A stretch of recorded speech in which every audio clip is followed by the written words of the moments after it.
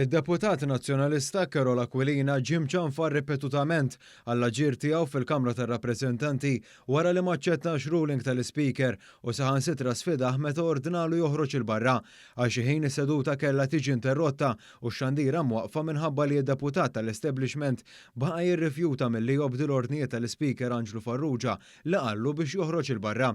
Fil-bidu tas-seduta is-sedja komunikat id-deċiżjoni tagħha brabta mal-emenda li resqet l-Oppożizzjoni l-ħamis li għadda fuq il-mozzjoni ppreżentata minna stess mid-deputati nazzjonalisti Carola Aquilina, Robert Kutajjar, Jerome Caruana Cilja, Stanley Zammit u l-kap Bernard Grech. L-Speaker spjega kif dakinhar il-Kamra kellha tiġi sospiża minħabba diffikultajiet proċedurali li nqalgħu meta dak il-ħin li tresqet il-mozzjoni il-Kamra ma kellix it-test qudiemha b'hekk ma laqgħetx l-emenda imresqa mill-bankijiet tal-Oppożizzjoni. L-Speaker żied jgħid ukoll li l-emenda mresqa kienet qed tbiddel mozzjoni li kienet għadha għal konsiderazzjoni tal-Kamra.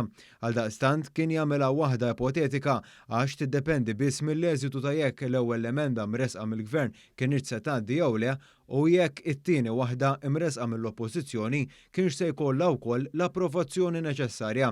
B'hekk l-emenda kienet qed tipproponi bidla għal test li sal-ħin meta tresqet l-imsemmija emenda kien għadu ma jeżistix u allura l-emenda mresqa tmur lil hinn mill-proċeduri tal-Kamra.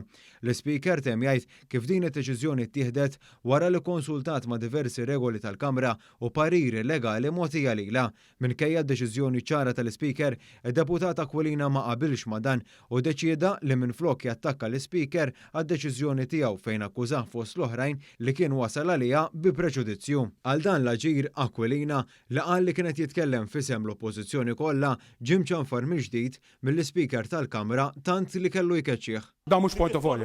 Mhux point of order. Mhux point of order. Daqshekk, mhux point of order. Qed nitolbok Mr. Speaker ma tibqax għaddej b'dal-aċċettazzjoni. Jogħġbu dan point of order, hemm il-proċedura fuq ir-ruling u ir-ruling u deċiż. Nimxu hekk jogħġbok, id-diskors hekk ħanajdlek hekk jogħġbok.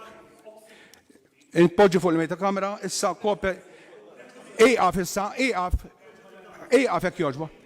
Mela oħroġ il-barra, qed inkeċċik, oħroġ.